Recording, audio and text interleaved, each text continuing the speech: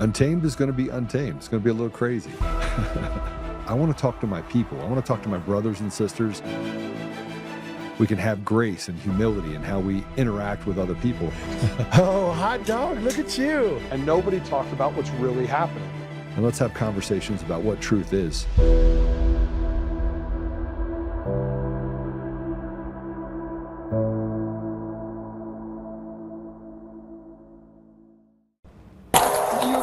Yes, I am. Newly released body-worn camera footage from Lumberton Police shows the response to Mayor Gina LaPlaca's alleged DUI. Officers met her at her home around 5:40 p.m. on March 17th as she gets her toddler out of the car. She stumbles almost immediately, and an officer asks her about the damaged side mirror.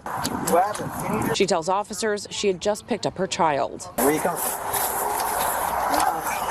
school? Police say a witness contacted them about an erratic driver. It's still just a lot of swerving, but then up here it gets to the point where like fully off. The witness recorded cell phone video, which he shows to officers. I didn't realize there was a kid in the car until like we were at the red light turning left on the 38. At the house, officers had LaPlaca perform field sobriety tests. What did you drink?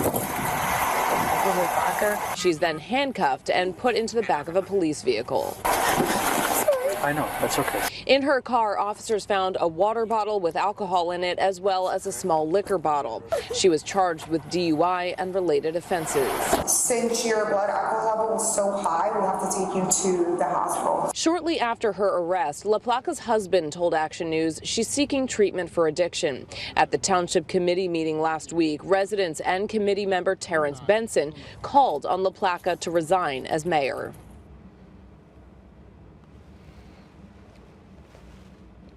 Now, why did I bring that up? I bring this up in response to what happened to Tina Peters with the disgraced state senator who was charged with 4 felonies and the fact that they got probation.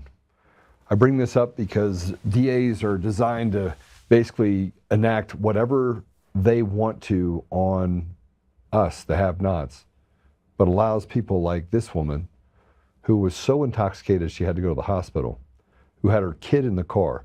Now, any other time, they would have thrown the book. They would have thrown the absolute book at you. They would have thrown the book at me.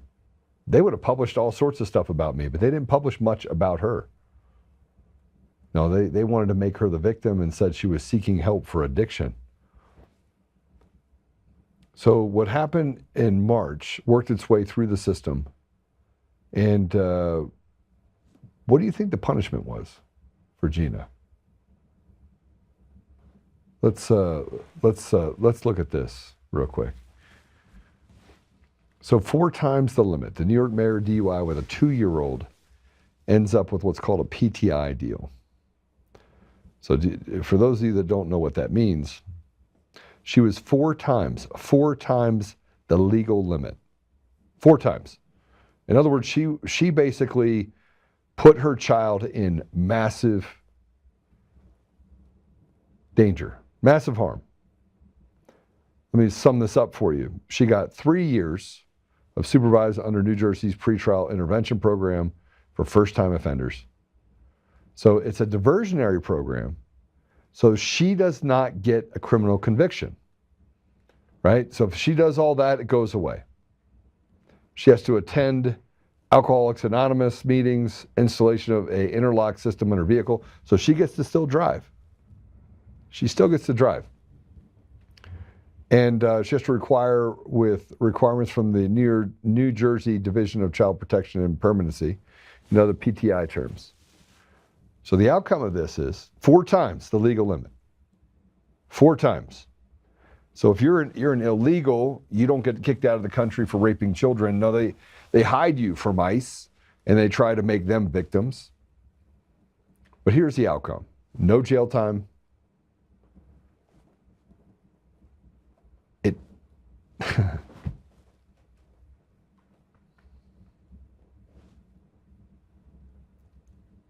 No jail time, no criminal conviction. She had to step down she was ousted as the mayor, but she's currently still a Lumberton Township committee member, and she has plans to run to be reelected there.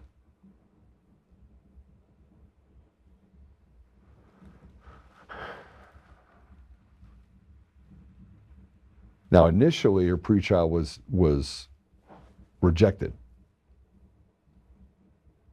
but she pled guilty on Monday to driving under the influence, and then she got put into that PTI program, hoping that no one would pick this up. So how do you get these breaks? How do you get these breaks? In Colorado, I want to, if I can, there's a Douglas County, Colorado, is a pick and choose environment. It's run by a Republican DA. The judges are all far left radicals. The attorneys are far left radicals, which means the DA is probably a far left radical.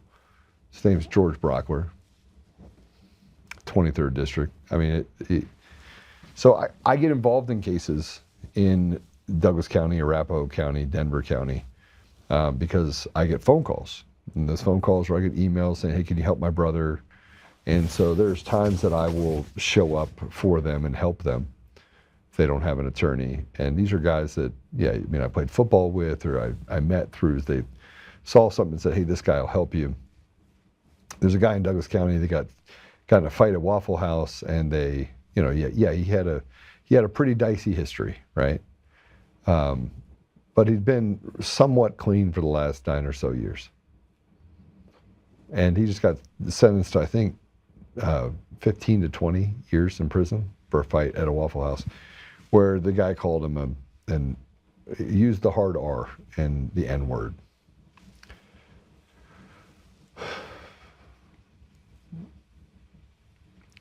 And, you know, I've been looking at this case and other cases, but I can see, and I look at other cases just to see what the outcome of those cases are, so that I can go back and say, okay, well, why'd you give this person 20 years, but you let this person out on probation?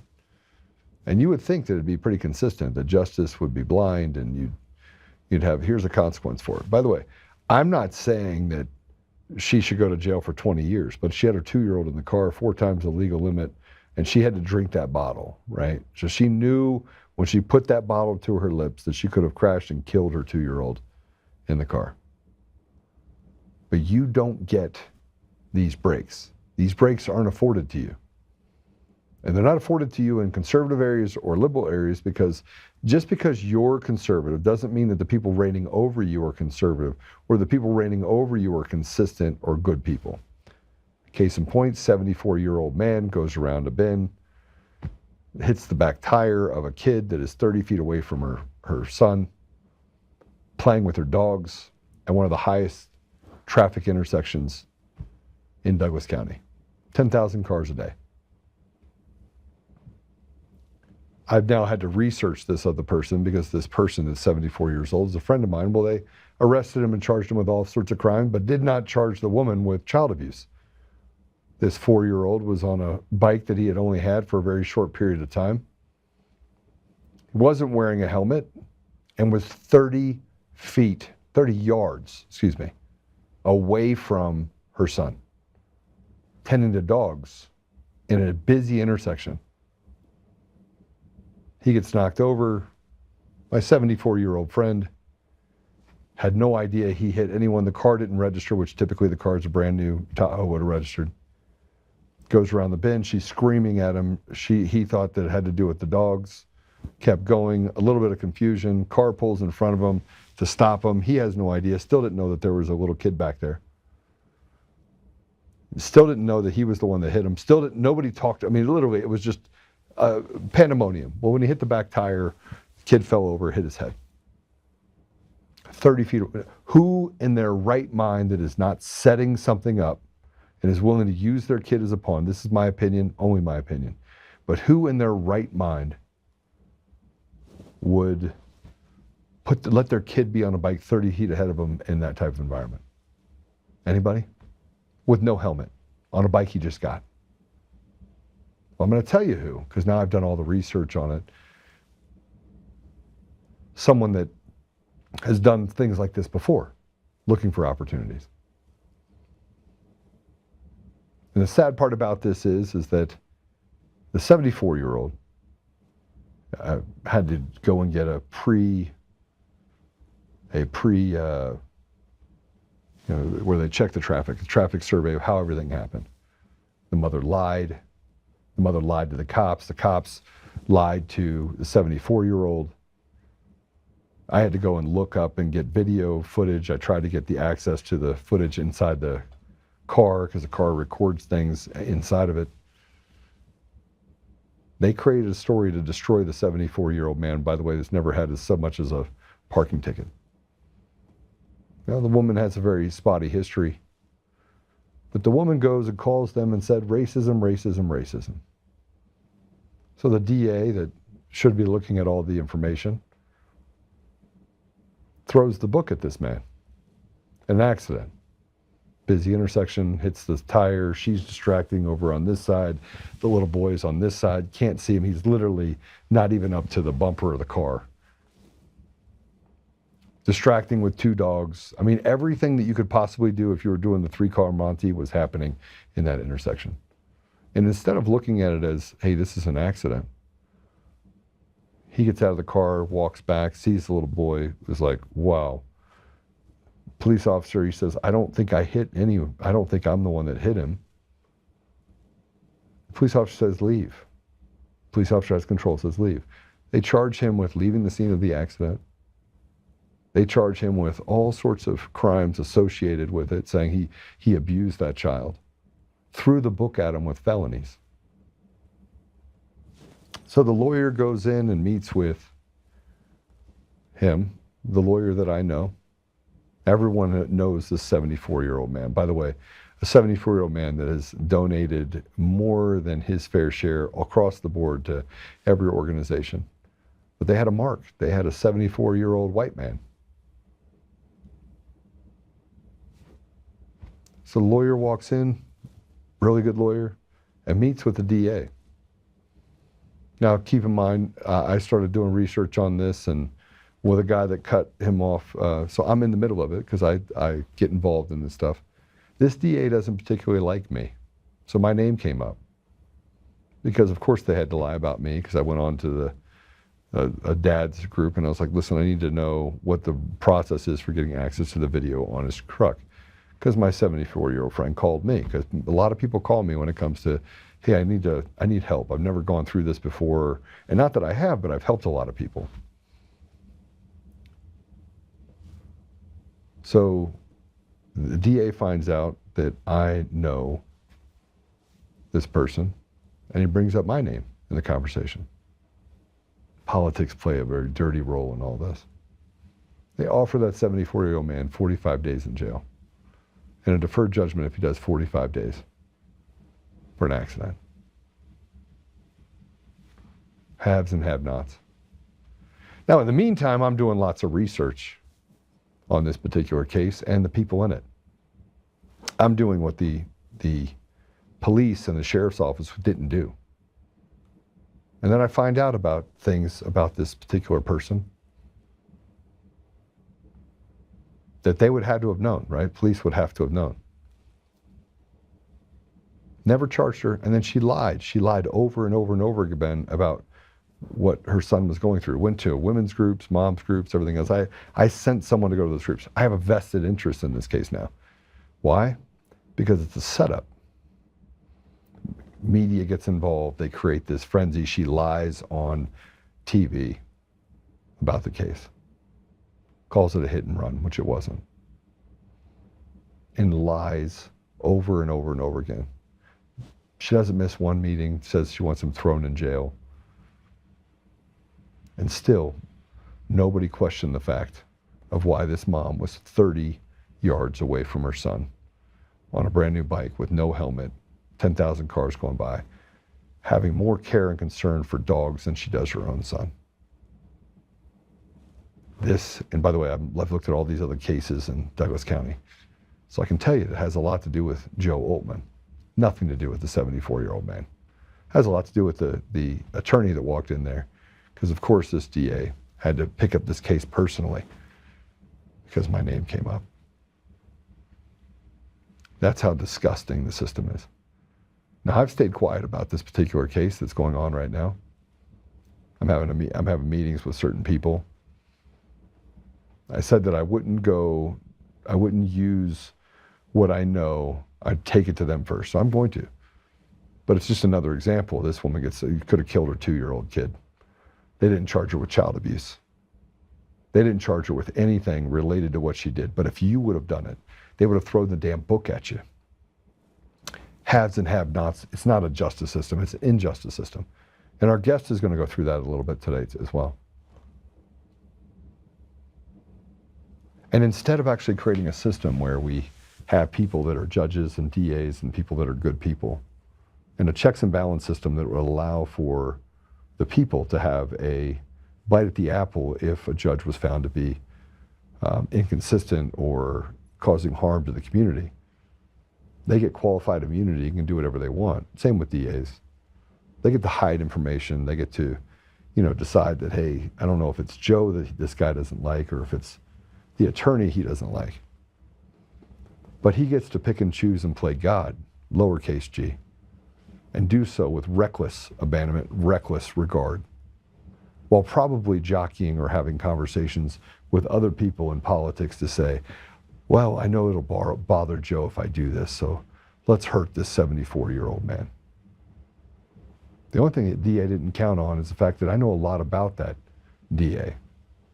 And frankly, I haven't decided what I'm going to do. I'm going to see this case through, and I'm going to stand right next to my friend. 74 years old, never done anything wrong. It was a terrible, and by the way, the little kid, whether a pawn for the mom used in order to create this environment on purpose, which is my personal belief that that's what happened. Why? Because when I was younger, it happened to me. And I can smell a con when I can smell it. That's my belief. But whether that's the case, or whether it's a terrible accident where she's retarded and she cares more for dogs than she does her son and can't put a helmet on his head and has him on a brand new bike that he doesn't know anything about, he's never ridden before, and he's all of 3 foot nothing. So either way, they didn't charge her with what they should have charged her with because they wanted to make Kabuki theater and they wanted to go after a 74-year-old man. They wanted to do it so that they could look the part and then use it as a media circus for an accident to hurt this 74-year-old man. I'm disgusted by the police. I'm disgusted by the DA. And I'm even more disgusted that they can pick and choose winners and losers based on this system. But that's what we get. That's the judiciary. And it's probably 99% of our problem in this country. Take away qualified immunity, make it so that a citizenry community can actually go out and get rid of judges. Have a checks and balance system that allows for you to get rid of evil. And guess what? Things start to regulate themselves. But now let's talk about this judge in North Carolina who became a judge. This is called Habekah Cannon, a far-left Democrat, was just elected as a judge in North Carolina. She called herself an abolitionist who will get you out of the cage. She was arrested 3 times during the George Floyd riots. Now she's a judge. And let's go, let me just go through her arrest if I can. The one arrest is, she was arrested on June 16, 2020 during a mass arrest of 43 people as a jail support hub outside the county jail. She was arrested again on September 12, 2020 for trespassing, and they encircled her outside her office. A third in September 21st, 2020 during another mass arrest at the same site where she was live streaming as a legal observer. These arrests stem from her activism and volunteer work for protesters, including legal service.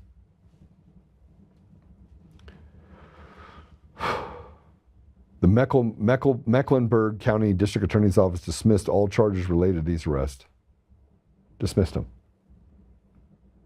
So again, I'm going to say it again. She's arrested 3 times. All 3 times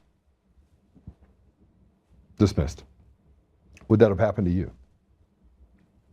There was no Republican opponent in the general election, so she's set to become the judge.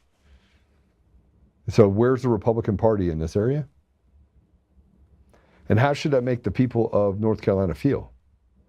Specifically given the fact that she's a racist. She's a racist bigot who literally wants to put criminals back on the street.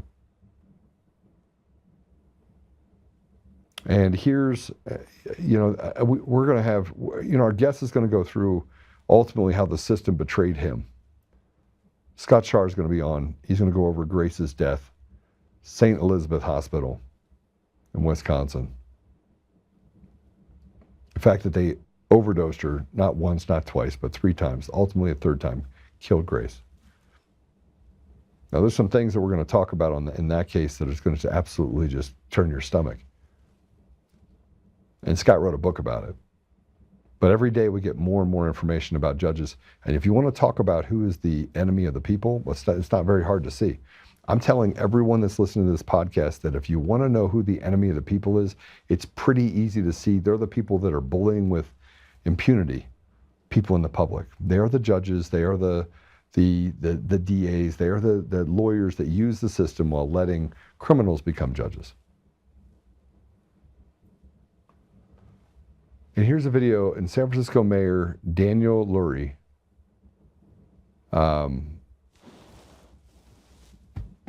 Well, this is the Democratic. He calmly walked away while using his. Let's look at this. Go ahead and play it.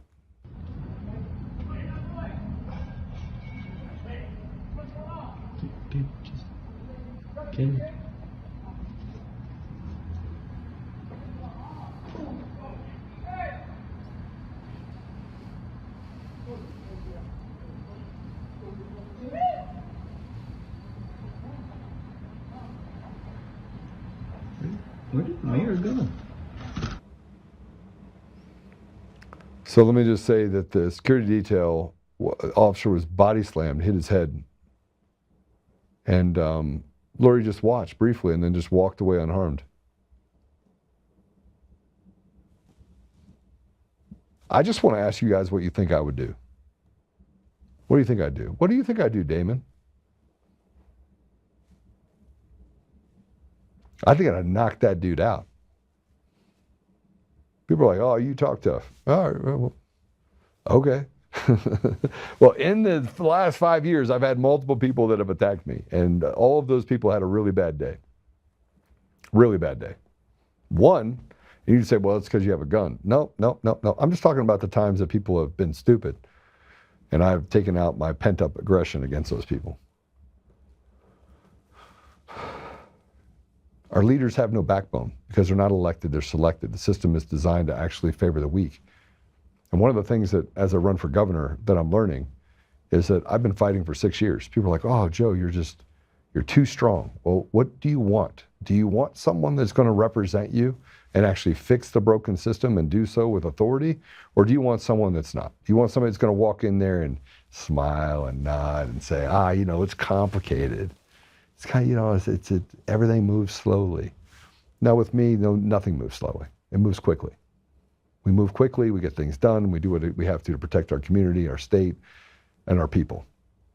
Our people are not the grifters inside the government that have bloated it from 12 billion to 44 billion. Those aren't my people.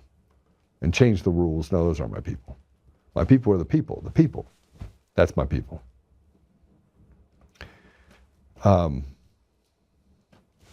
So then let's talk about what people are able to get away with people that think you're a slave, that will allow criminals out on the street. Here's a Minnesota man who was caught vandalizing Teslas, and guess what? He had no charges filed. Play it. The Minnesota man who caught a big break, no charges filed after he was caught on camera vandalizing Tesla vehicles in the Twin Cities, also received a break from his employer, the Minnesota Department of Human Services. This development was first reported by the Star Tribune that Dylan Adams got to keep his state job and was just suspended for 1 day. Internal DHS documents show an external law firm investigated for the department, finding that Dylan Adams keyed 6 Tesla vehicles in March 2025 because Adams cannot stand Tesla's CEO and founder Elon Musk. The DHS investigation found he did not damage the cars while he was on the clock for DHS. Adams was arrested by Minneapolis police, but Hennepin County Attorney Mary Moriarty decided to offer him a diversion program rather than face criminal charges. Adam paid for the damage, about $20,000. DHS suspended Adams for 1 day in January as punishment for violating the department's code of ethical conduct, writing that Adams' punishment was for seriously undermining public trust and demonstrating a lack of sound judgment. I'm Lou Ragoose. Follow for more news. 1 day, $20,000 in damage. Criminal mischief, easily a couple felonies. Rules are for thee, but not for me. You know, we see this every day. I'm having to deal with this special master in the Denver County Court, Gilman. This bitch. And you know what? I don't really care. She wants to release the information on the Antifa kid, the stuff that happened between the attorney-client privilege. Release it, even after the person was told it'd be covered under attorney-client privilege. Because she has no regard for the law. The law doesn't make any difference. No, we're going to fine you, we're going to take away from you, we're going to do whatever we want. We're going to act with impunity. I mean, I think the next step is to just file it in federal court to show that we just have a bunch. I mean, the case is absolutely absurd. And if it wasn't for the fact that I knew that Eric Coomer was going to go to jail, he's going to jail. If I didn't know that so clearly, I'd be more upset. But these same people, these judges and these special masters, these pieces of trash that violate the law, that have no regard for the law, these are the ones that let these people out. These are the ones that favor the evil inside the system. And you're like, oh, you have to have respect for it. Respect for what? How do you respect something that is so diabolical and disgusting and represents all that is reprehensible about anyone in our society? That's what these people are. They steal with impunity. They act like they're the law. And they do terrible things in order to hurt people. Oh, by the way, my attorney was forced to step down because I said, if you give that information up, then you're in violation. And they're like, well, then she needs to come off the case. I'm thinking to myself, You can't be on the case. You cannot be on the case if you're going to violate your attorney-client privilege. So they've created this entire system where they basically are, I mean, just, it's crazy. It's crazy. But it's not legal, but it doesn't matter if it's not legal. They can do whatever they want. So speaking of doing whatever they want, we have a guest coming in, Scott Schara. And by the way, I already know Coomer's attorneys are going to be watching this. David Beller, he's the attorney that is embroiled in one of the largest corruption cases in Colorado history, that the DOJ, I guess, is picking up very seriously and could lead to a bunch of people being arrested. I pray that that's what happens. Maybe it shuts down the entire judiciary in Colorado. That would be amazing. That's Coomer's attorney. I know they watch this show. I get to, every time I say something, they're like, oh, look what he said. Oh, he did this. Well, they sit back and lie with impunity.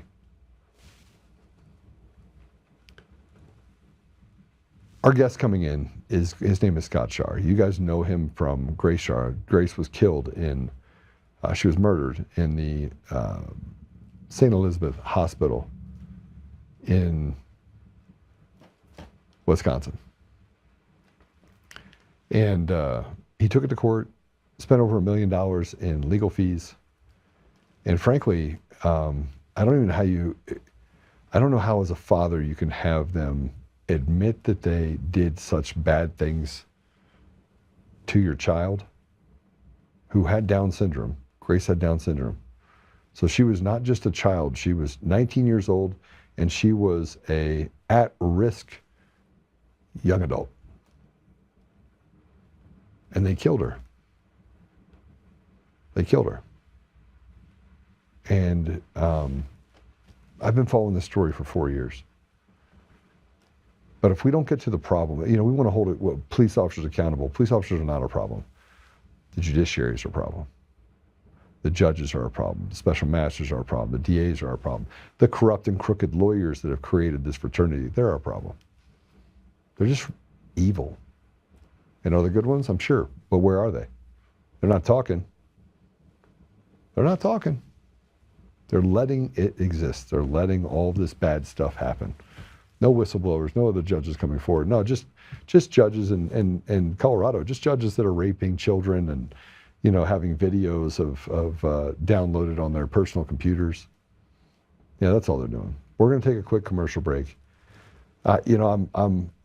Today was a difficult one because the thing that I keep thinking about most is counting the costs. Counting the costs. Scott's going to be captain to count the costs associated with his daughter, losing his daughter. And it's terrible. It's terrible. He's such an amazing man. And she was a beautiful young lady.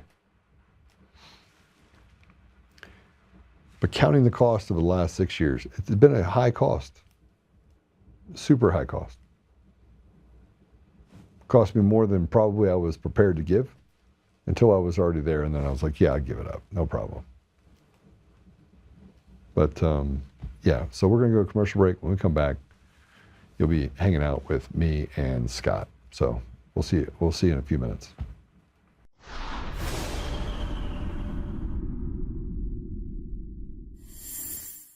Hi, I'm Joe, Supreme Leader of DCF Guns. What is DCF Guns, you ask? We're the best damn gun store and range in the universe. Do we have guns? We have all the guns. We got small guns. We got big guns. We even have beastly guns. We offer all types of training, and we have 5 ranges across our 3 locations. I'm a good shot. And of course, we have all types of ammo. We even have flamethrowers. Woo! We offer incredible membership opportunities, and members save even more on guns, ammo, and accessories. Come join the DCF family today, where we keep the range hot and the deals hotter.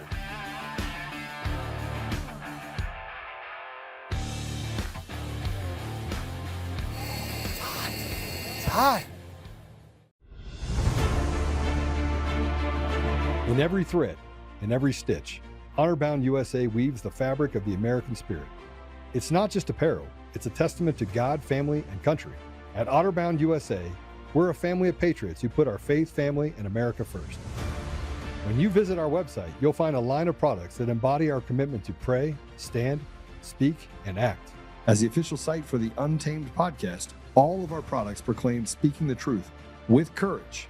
We also have the powerful documentary from Professor David Clements, Let My People Go. Identify yourself as one of the few who are willing to stand for what they believe in. Join the Honor-Bound USA family today. Wear it as a badge of honor, commitment to the values that shape us, and a pledge to the bright future we will build together. Because when you're honor-bound, you're not just wearing a brand, you're embodying a lifestyle.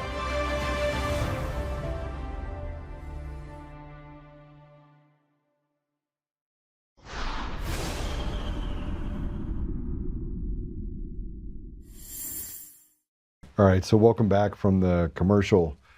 We've been talking about counting the costs, and I told you we had our guest was going to be Scott Schara, who's going to be on, and I told you why. So I just want to bring Scott in, and we're going to talk through some things with Scott. So Scott, welcome to the show. Well, Joe, it is really a pleasure to see you again. It's been a good year and a half or so since I've seen you. Yeah. Yeah, and you haven't aged a minute, and I've aged like 30. I feel like I've been the president of the United States almost. Well, I'll tell you, our lawsuit aged me about 10 years, yeah. But thankfully the legal piece is over. It reminds me of when the story of Abraham, where he just, he obviously lived a long time, but how he went from, from a young man to an old man. Anyway, same type of thing. I feel like I've gained wisdom though, and I think you probably have as well. Yeah. Oh boy. Yeah. I have learned more since Grace's death. I'll be 63 years old in April, and I have learned more in the 4 years and 4 months since Grace's death than I did the entire 58 years before. Do you feel as if a veil was lifted that allows you to never see anything the same? Like if you walk down the street, you see someone and you can never look at another person the same way. Yeah, that's really that's a fantastic way to frame it. And the most important thing when that veil is lifted, I mean, you hear people say you can't unsee it, and that happened to me. So I mean, I cannot unsee this anymore. I see things way differently. As you know, I have my own podcast now, Deprogramming with Grace's dad, because I see this as we've been programmed, we've been lied to, and so now that I see that, I can't unsee it. And here's the hardest thing about once you're woken up to that reality is not looking down on somebody else who's not there.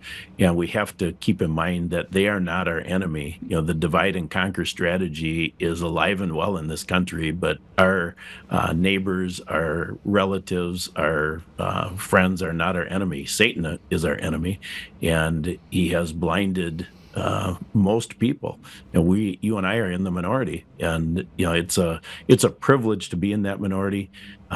We know in the Old Testament the prophets were also in the minority. They kept speaking out, but nobody wanted to listen, and so our motivation becomes just like with Ezekiel in chapter 33, that we don't want. God commands us to speak out so that we don't have their blood on our hands. Scott, I don't know if everyone knows the whole story. I told a little bit of it before I brought you on here, but Grace was 19 years old. She had Down syndrome. I read something online that said that Grace tragically died at St. Elizabeth Hospital. And I took offense to it when I saw that, because I was like, no, she was murdered at St. Elizabeth Hospital. And you and I we were on the show before, and you're so calm, and I'm not. Like I want, I want what I know I shouldn't want for people that did that to Grace. And you have taken a much more forgiving approach. I just have to ask you the question, because I'm a father, and you don't even have to answer the question if you don't want. But how do you maintain such grace for people that were not, it was just evil? Yeah. I wish more people would ask that question, because it would allow me to tell the most important thing I could ever say on the air, which is I can't. And the reason I can't is because nobody can forgive the persons who killed your daughter. So the doctor and nurse who killed Grace, of course, I don't have that ability. But what happened to me, Grace's last day on earth was October 13th of 2021. I went into a different hospital on October 16th. I just about died that day. I made it through. And the next day, an interesting thing happened, and it was the best day of my life. And what happened on October 17th of 2021, I had prayed probably 20 years earlier for God to do whatever he needed to do to break me. And that's where I became broken.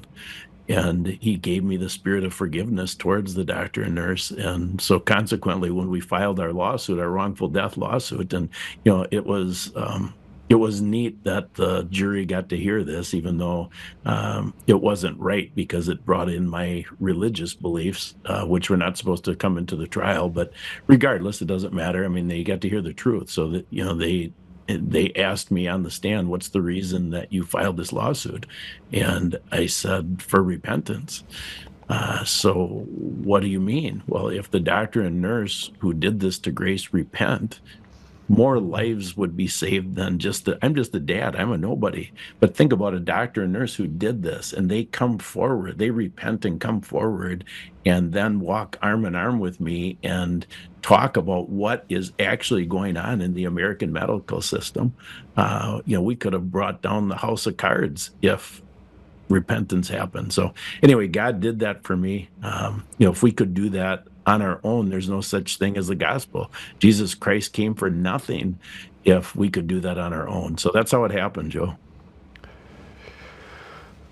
I played over in my mind. I had to,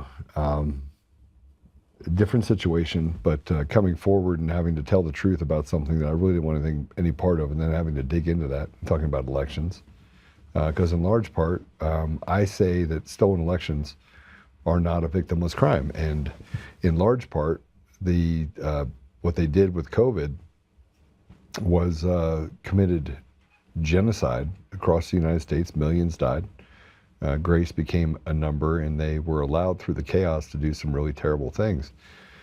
But I had to play it over in my head what would happen if someone hurt someone in my family.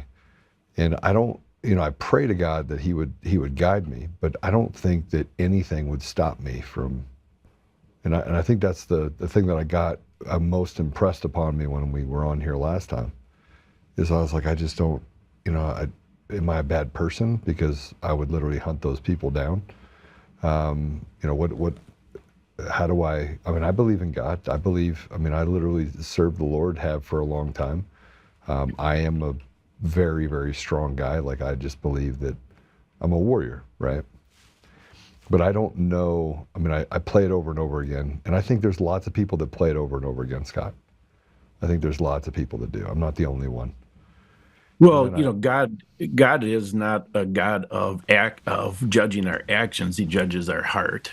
And I watched a movie where it was based on a true story. I wish I could remember the title right now, but I watched it right after the trial was over, and it was recommended by one of the attorneys, and it was a movie down south. A black man's daughter was raped by two white men, and he went into the courtroom, and not in the courtroom, in the courthouse, when they were going in for one of the hearings, and he shot them both dead. And so then he had his own murder trial. And, the reason he shot them dead is he knew the legal system was going to set them free.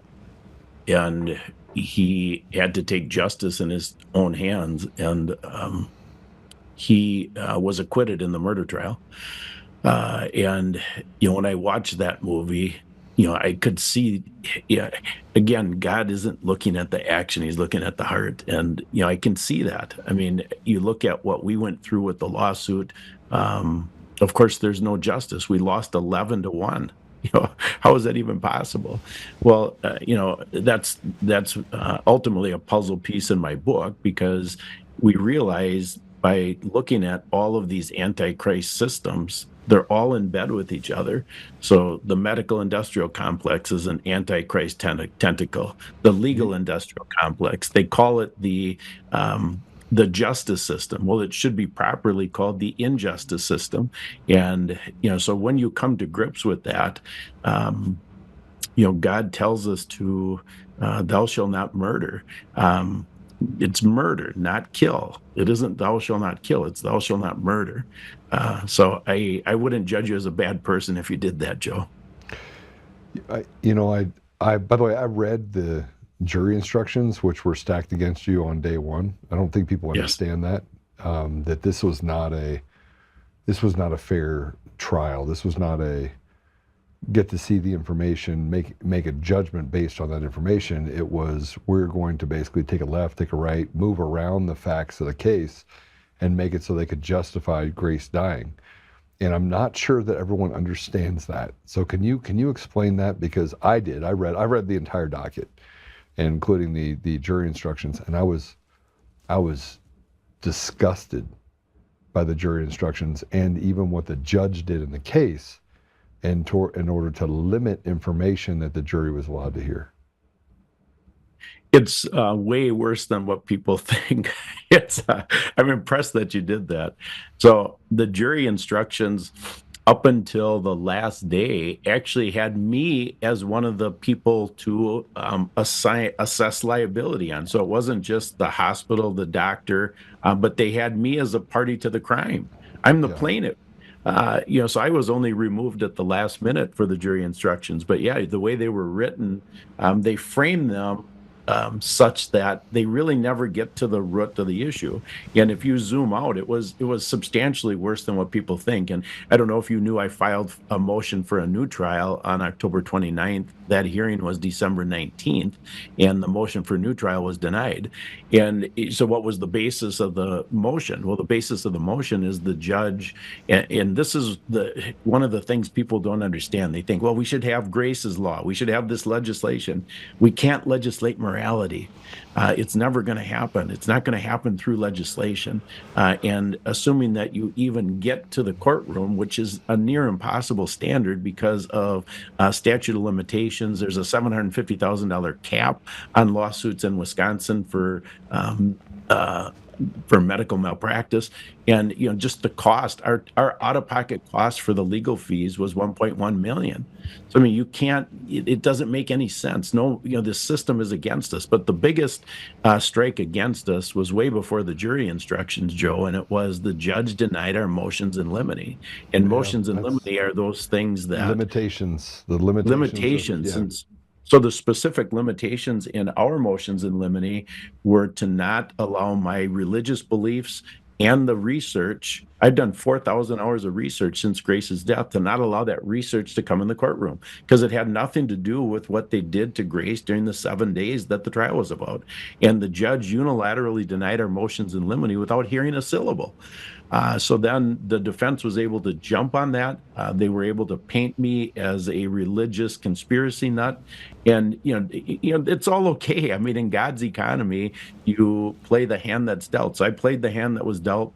The trial was live streamed, and people got to hear for the first time ever the truth about COVID. I was able to explain the truth about COVID on the stand, and that was never refuted. So that was a benefit of the judge denying our motions in limine. But anyway, that was the essence of why I filed the motion for new trial, because that prevented us from having a fair trial in their Antichrist system. I mean, so if you think about, here's another concept, we say a jury of our peers. So if I had a jury of Joe Oltmans, those are my peers, we would have won hands down. But I have a jury of 12 people, 80% of them are triple jabbed. They bow down to the white coat. So, I mean, how are you ever going to get a fair shake in a system like that? Well, I think you could have gotten a fair shake in the system had they not hamstrung you, right? I mean, the in limine was much worse, because it painted a picture that literally created chaos. Chaos always favors the op, never favors the people. And so they were able to basically play on the media. They were able to use this frenzy in the media, misinformation, disinformation, all that, as basically a whipping stick against you.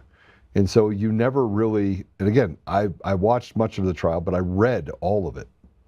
And reading it, I was flabbergasted. I was flabbergasted at how ridiculous the arguments on the defense were.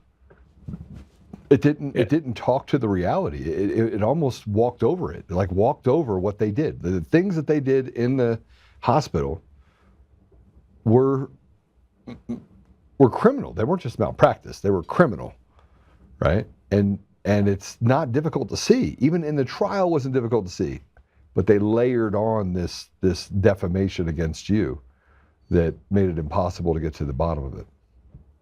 Well, I have another screen. I'm just going to read what the jury decided on my other screen, because it will shock you to the core. Not you, because you already are familiar with it, but listeners that don't understand this will be shocked to the core. So I'm just going to read this.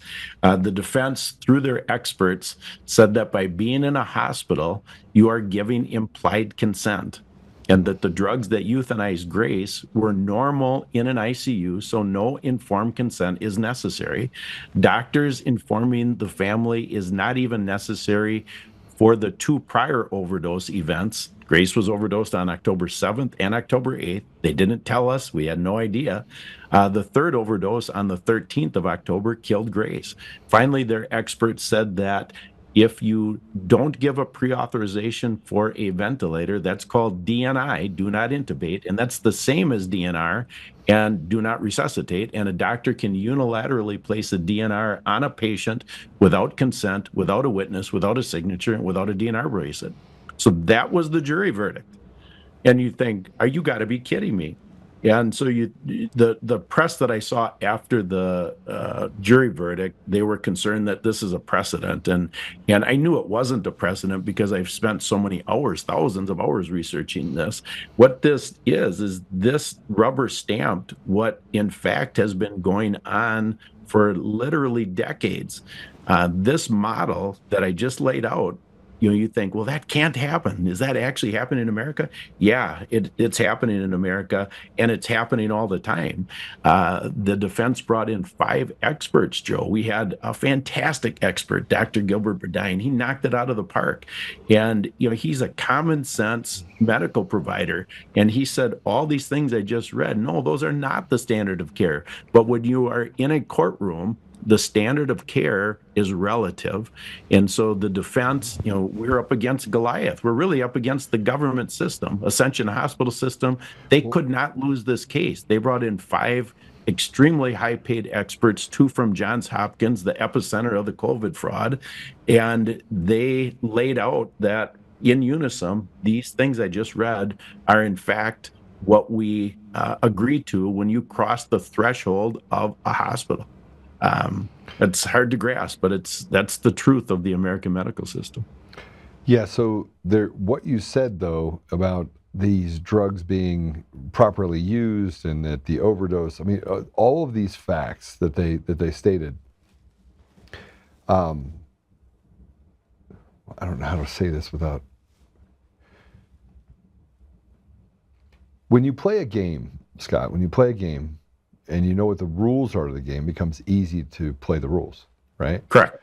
Right? You can only move the rook a certain way. You can only move the pawns a certain way. I think the issue is that they keep changing the rules and moving the goalposts. And this qualified immunity the judges have is the same as the immunity that they put on the big pharma, but put on the medical science environment. And so you can't really get to the bottom of it. You can't, no matter how you would have argued this in front of the court, they would have argued it the opposite way in order to put themselves in a position where they would have still won. So given what I just said, and given the rotted nature of the judiciary, we know it's rotted to the core. These are henchmen, these are enforcers for a cartel family, a fraternity of sorts across the country that frankly don't stand for anything that has to do with the American ideals. Given all of that, if you were to go back in time, and I know you can't go back in time, so I'm just asking you, if you were to go back in time, and you were on September 30th of 2021, would you have gone in there and ripped Grace out of that hospital? Yeah, that's really a great question. So I've replayed this for the 3 months after Grace died. I woke up every single night at 3 a.m. and replay this over and over and over. So first, of course, I would have never taken Grace to the hospital, but that's not your question. Your question is, now you're in the hospital setting with Grace. Would you have ripped her out? And the answer is yes, but I want to tell you how I would get there, because I wasn't awake at that time to what I know now. So what I know now, Grace would be alive today, even if she objectively went into the hospital on October 6th. And the reason I know that is because I would advocate differently today than I advocated back then. So what's the difference? The difference is the leadership role. What happens in these settings is you get into the hospital and you immediately become subservient to that system and you end up bowing down to that system. Well, to be blunt, that's bullshit. And I would never bow down to that system again. And I've had a chance to practice that now with two disabled people. My wife and I have rescued two disabled people practicing what I'm telling you. We rescued them out of a hospital setting. And you start with the leadership role. And what that means is that it doesn't mean that you're rude to them, but you start with the premise that I am advocating for my daughter. And what that means is that you can do nothing. You can't even give her a saline IV unless you get my written authority. Do we have a meeting of the minds? And if you don't have a meeting of the minds, you pull the person out. I mean, that's a no-brainer, because that has to be the rules of engagement. You just mentioned about the rules of engagement for chess. Well, that's the rules of engagement for a hospital setting. And what has happened in our country, so, it's easy for me to throw the government and the hospital system under the bus, but we need to look at in the mirror, because process, how many, so Joe, just think through, you want to get your windows washed at your home. All right, you're going to call a window washing company. We'll call it Acme Window Washing, and you're going to expect that they give you a quote. You're going to expect that assuming you hire them, they show up on time. You're going to expect that if they break one of your windows while they're washing them, they're going to fix it. They're going to be accountable. Okay, so then now overlay the medical system to that. You don't get any pricing. You can't shop around. If they make a mistake, there's no accountability. I mean, how many people have had surgeries botched and then they have to redo the surgery and they get billed twice? I mean, this is insanity, but we've let it all happen because our fear of death. Our fear of death has us bowing down to these people who worship a catechist. It's insane, but that's where we're at. We've all tacitly approved the system that we're in, and that's why I believe the only way out of this is repentance, and then we can reclaim the ground that we've given up. The only way you actually so there's two sides to what you just said. One, I am grateful that you were actually saving others' lives through this, because of what happened to you, and what happened to Grace. My friend Josh was on his wife had, his mother had ALS. And so they were going on a cruise in end of November, early December. I think it was early December of 2021.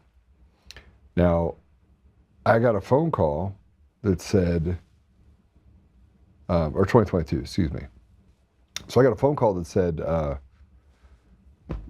Joe, I have COVID. I'm on the cruise ship. I've had to hide out because I didn't want him to kick me off the cruise ship because I have COVID in these foreign places. So he got really, really sick. And when they got back to the port in Miami, Miami-Dade's probably the worst for COVID. It was worse all the way through 2023. They were using the same protocols they were using before, even though they knew that they had prophylactics.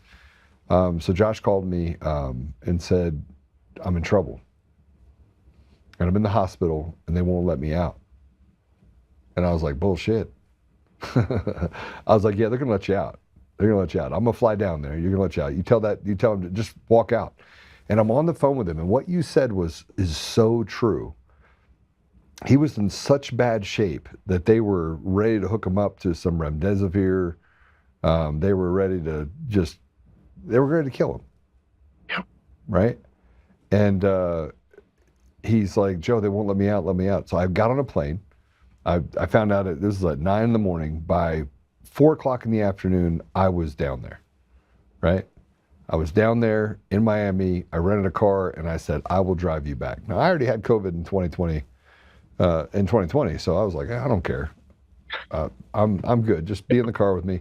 I brought an oxygen machine with me that I took from my friend Gordon, and that he had when he goes to high altitudes. That was portable, and I put him in the car, and he looked like death warmed over, but they weren't going to let him out.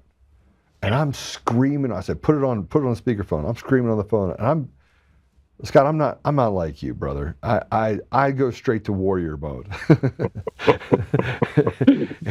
And I was like, I'm coming down there, and if I have to walk into the hospital, man, you better call in the National Guard. I mean, I was pissed. So they were like, yeah, we don't want the National Guard here. You can leave. Right? So they let him leave.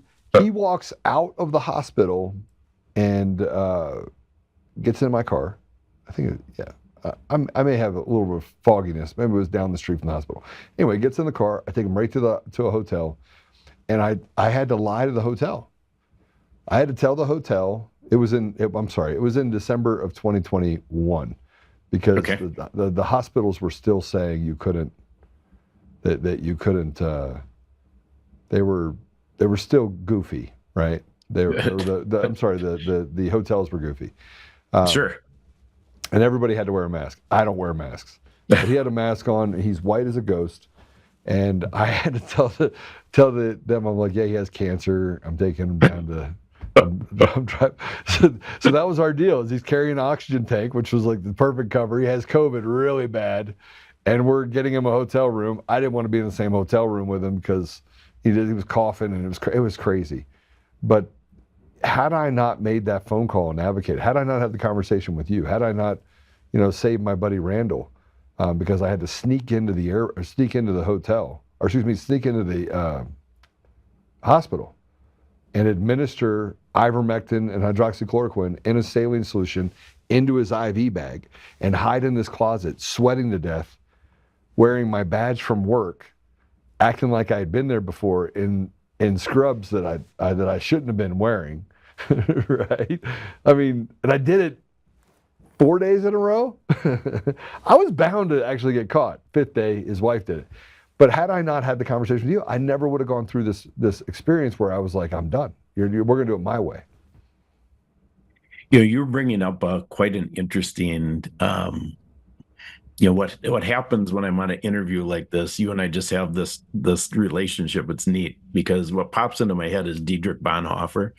Yeah. And the reason Dietrich Bonhoeffer pops into my head is because what your audience just heard is that you lied to the hotel to get your friend in.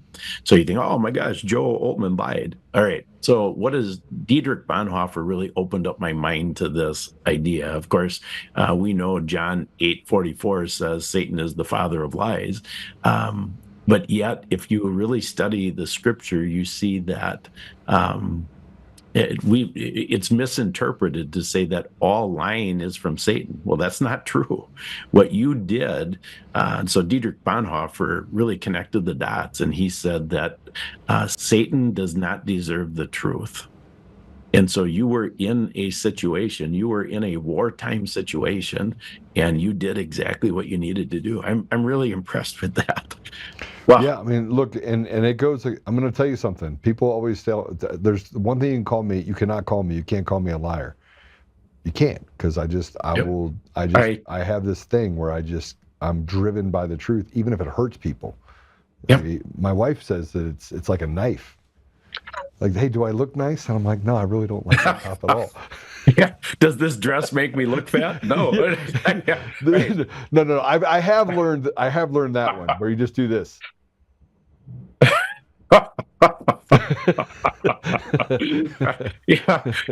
I have even it's just spill the beans since we're on. So what's hard is that you can easily say, no, it's not the dress. But but the comma, when they hear the comma, then you got to fill in the rest. It's what you ate before you put the dress on. That's the problem. Joe, I am hoping my wife doesn't listen to this. Oh boy, she might. But yeah, so my wife is always telling me, she's like, listen, you didn't have to answer that question. And I was like, you never ask a question you don't want the answer to, right? So now my wife just stopped asking those questions. She asks different questions. Good stuff. Yeah. So I gotta dig into something else, because you have a book that is out, and it's called Here's a picture. Is the government legally killing us? Yeah. Yeah. I have not read it yet. So that's going to be the next thing that I read. I like to read, but I know that this book is going to affect me differently than other books that I read, and I have a tendency to get really. My friend asked me a question. He said, "Joe, why do you care? Like, why do you care about other people? Why?" Why do you fight? And so Scott, I don't know. I can honestly tell you I don't know. I don't know what drives me. So I know that reading this book is going to affect me in a really, really crazy way, which is why I haven't read it yet. Well, somebody like you, I think, is going to have quite an interesting reaction to it. And I would love to talk over the phone after you read it, because what I believe it will do for you is it will have everything that you have been thinking, and a few things you may have wondered about. It's all in one place. I wrote it as a research book, but I also introduced Grace. I weaved in many things about Grace. I weaved in the trial, and then I document her last day on earth blow by blow with the hospital records. So I think you will laugh, you'll cry, you'll get pissed, yet you'll say at the end, oh my gosh, this is all in one place. And I wrote it, once I decided to write a book, it was interesting because you have to have a perspective. And the perspective I took was that the people who are awake will read this and pass it along to their friends who are not awake. And that's, so my perspective is, let's get out of the echo chamber. I think it's written from the perspective, it's gentle enough, yet it's blunt enough that the people outside of the ones that we would hang around with naturally because they're awake, they'll read it and say, oh my gosh, what you've been trying to tell me is true. That's what I'm hoping for. So one of the things that, so I did go through and go through like a summary of it, because I wanted to be prepared to have this conversation with you. And I had already read all the court stuff. And frankly, I've watched your journey. So I know a lot. I would tell everyone, I know a lot about the journey that you've been on. You talk about the Americans becoming accomplices by trusting the system. And the, chasing safety, security over true freedoms. In other words, saying, okay, I'm going to listen to these people, even though the betrayal is obvious. So how can people break free? How can people break free from this? I talked about it yesterday, which is, it's kind of providence that we're talking about this. I talked about being slaves yesterday. How can they reclaim their own rights as people inside of a system that is designed to give them no choices? Yeah, so the simple answer, but I'm going to give you some more practical. The simple answer is you have to acknowledge you've been fooled. Mm-hmm. You've got to acknowledge you've been lied to. Once you acknowledge that, you can repent for your participation in it, and then you're free. So now you can start reclaiming the ground. But from a practical, so when I saw how, first you realize, okay, I've been lied to. Okay, how did they pull it off? And this is the secret I show in the book. They pulled this off through dialectics. And let me explain what I'm talking about. All the way back in Genesis 3, Satan used the idea that you can eat from this tree of good versus evil, versus God offered the tree of life. Well, what the tree that Satan was offering Eve was not the tree of good and evil. He was offering her the tree of good or evil and less evil. Satan can't offer good. So Satan offered the tree of evil versus less evil. God was offering the tree of life. Only God is good. All right, so then that was fundamental for me to start waking up, because the whole system of dialectics is to give us two choices, always two choices.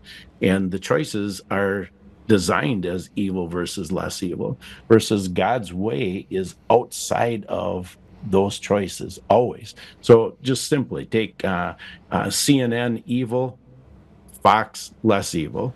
God's way is the truth. We need to do some digging. We can't just blindly listen to somebody on either network and think that's the truth. God's way is search for the truth outside of the programming of CNN versus Fox.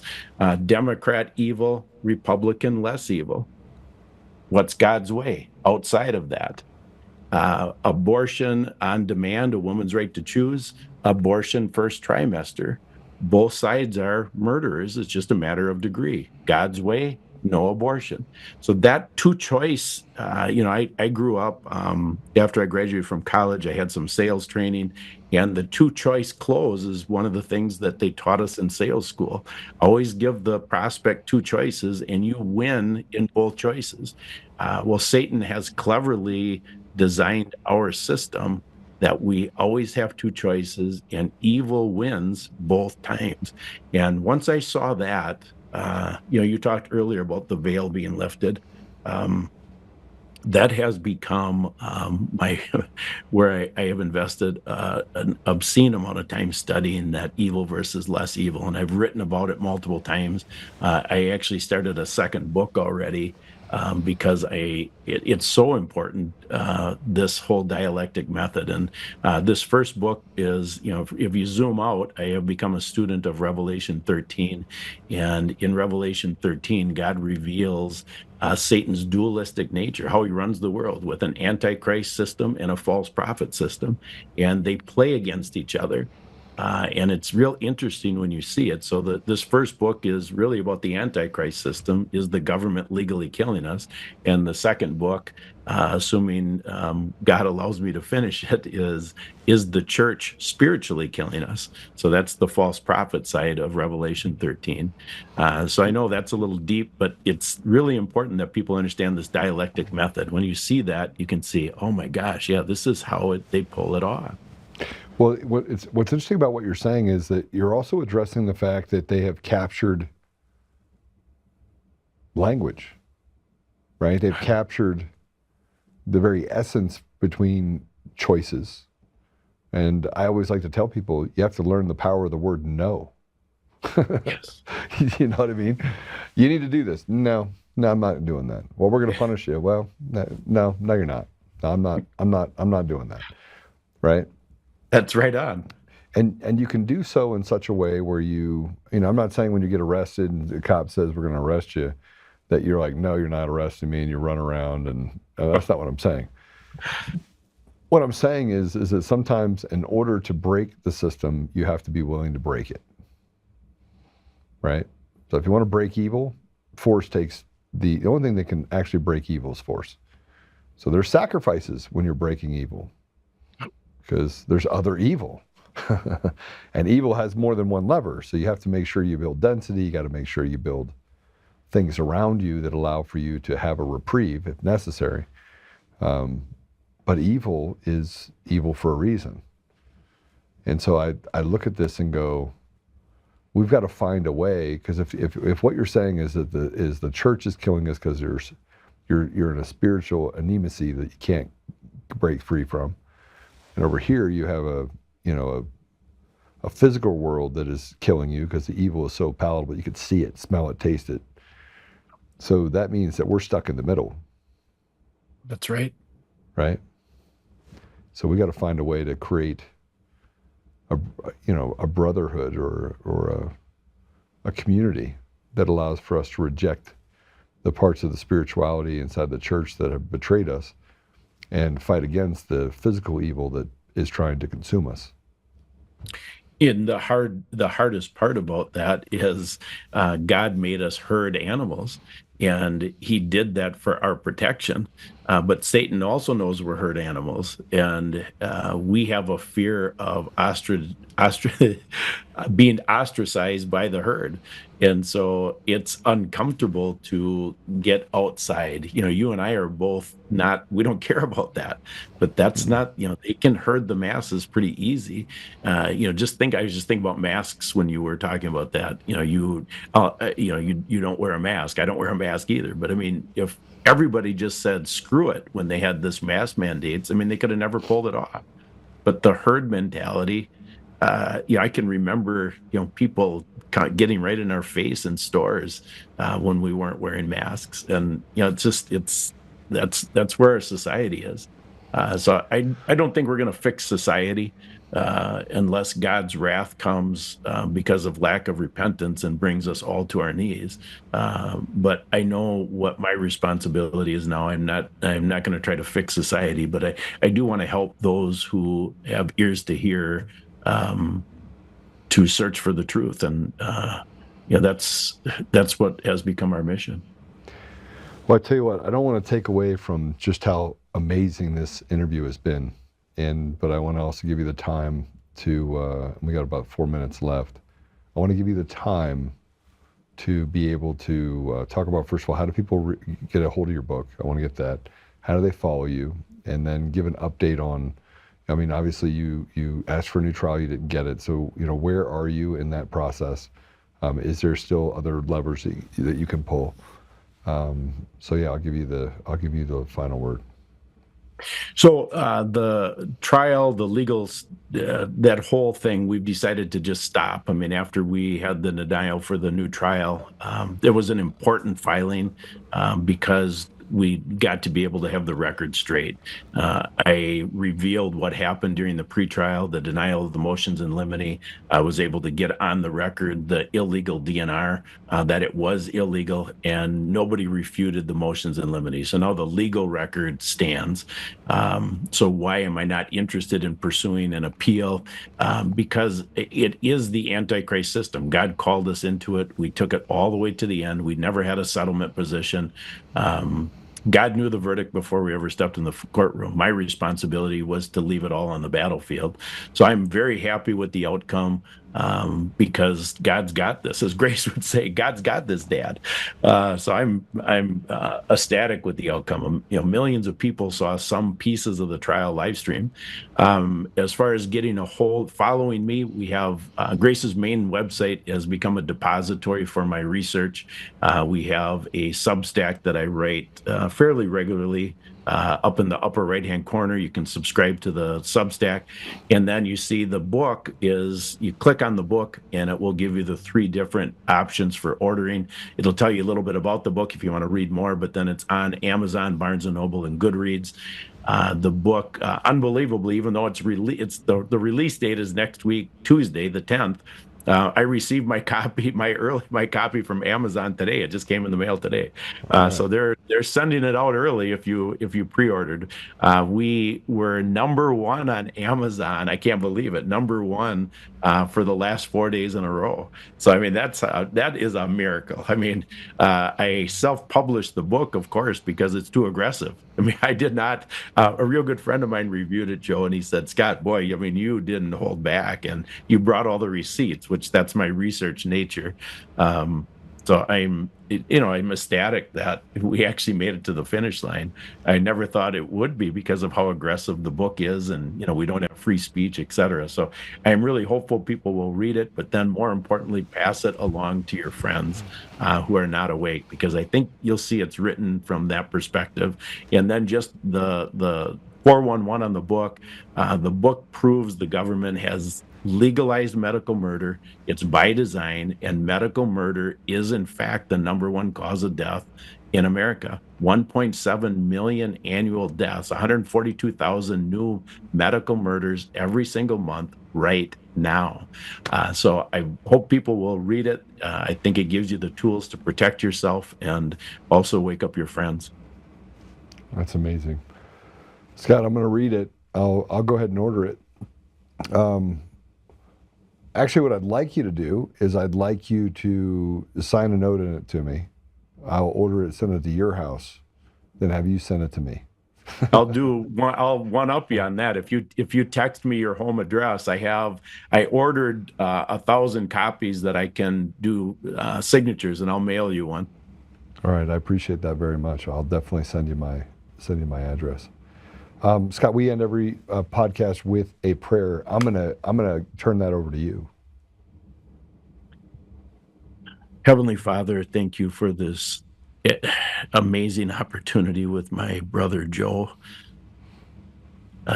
We were able to shine your light on things that are evil today that we could have never done without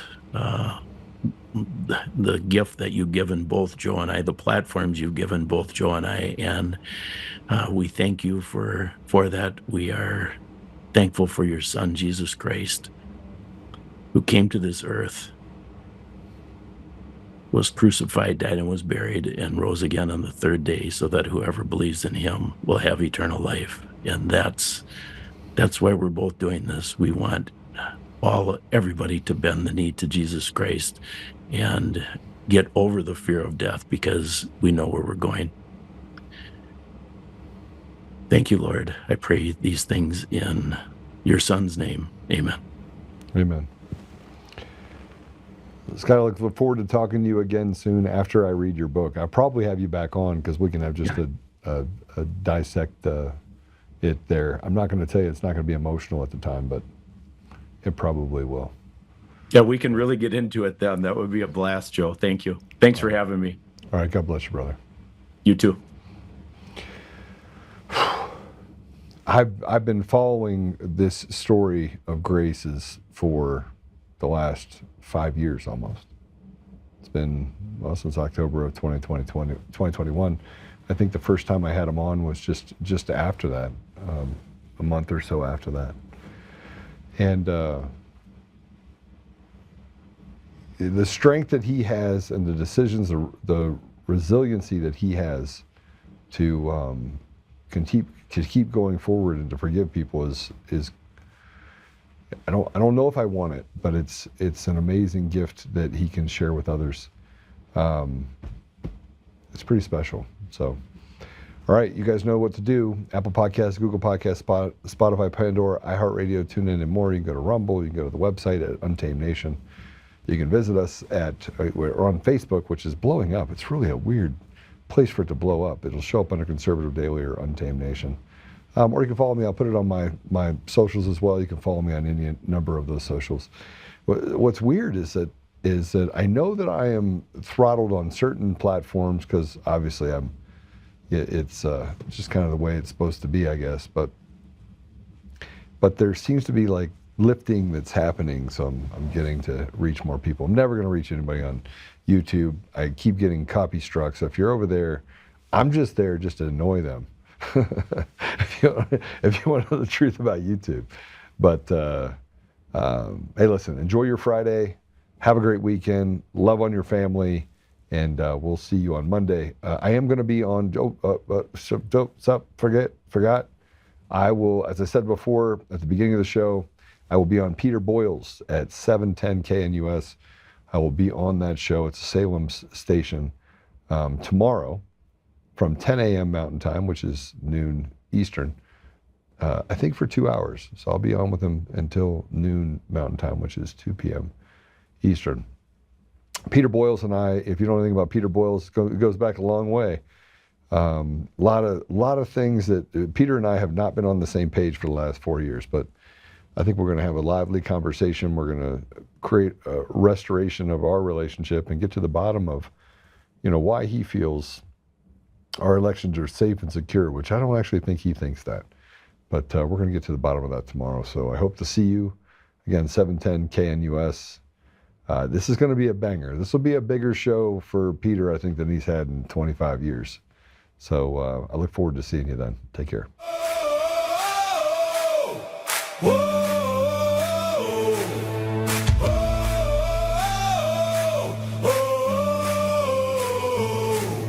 Rising from the fight for the forgotten and the free, exposing rigged machines, Kuma's lies, Dominion's deceit, pays a grand each day, shielding truth from corrupt halls, but he won't back down, standing tall through it all. Tina Peters break the chains that bind her tight, hand count votes and one day bring the fraud to light. No more mailing scams, no machines to steal the night, restore the people's voice, make Colorado right. Governor Oltmann, lead us bold and true, badass for the have-nots, fighting through and through. Abolish property tax, cut the tolls away, shrink the bloated state, let the people have their say. It's our rally call, truth and freedom rise and watch the tyrants fall. Untamed Colorado, strong and proud, we'll be one man for the people, set our great state free. Help the single moms, bring back trade school strong, opportunity for youth, where the brave belong. Audit every NGO, ban the wolves that roam, reclaim our story.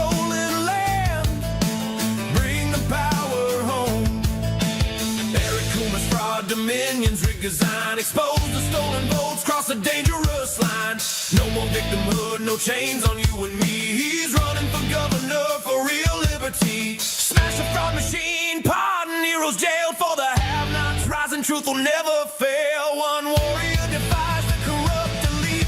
Colorado reborn, strong on our feet. Governor Oltmann, lead us bold and true. Badass for the have-nots, fighting through and through. Abolish property tax, cut the tolls away. Shrink the blow to stay, let the people have the say. Governor Oltmann, it's our rally call. Truth and freedom rising, watch the tyrants fall. Untamed Colorado, strong and proud. We'll be one man for the people, set our great state free. Whoa, whoa, whoa, whoa. Governor Oltmann, lead us bold and true. Governor Oltmann, freedom forever, Colorado rise.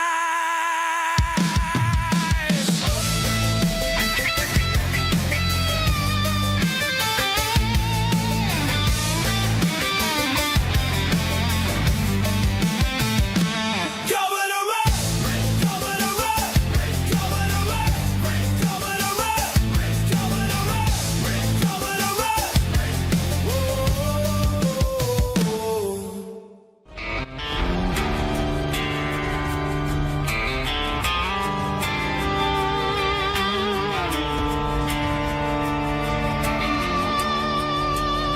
Rise up untamed, in the heart of the fight where the wild ones roam. Joe Oltmann's calling, bringing truth back home. From conservative daily to this untamed fire, we shatter the silence, lifting spirits higher. No chains can hold us, no lies can prevail. Authentic and fearless on this rugged trail.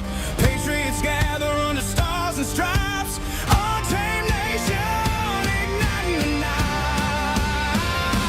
Untamed nation, let the truth roll out in this land of the free. Standing proud from sea to shining sea, we won't back down.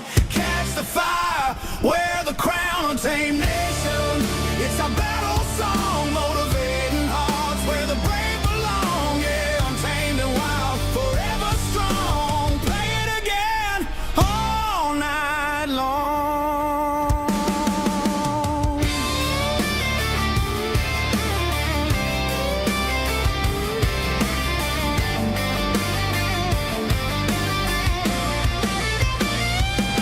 Break the mold, chase the real. No more games, time to heal. Joe's voice leads the untamed crew. Truth matters through and through. Untamed nation, let the truth roll out in this land of the free. Standing proud from sea to shining sea, we won't back down. Catch the fire, wear the crown. Untamed nation, it's our battle song, motivating hearts where the brave belong. Yeah, untamed and wild, forever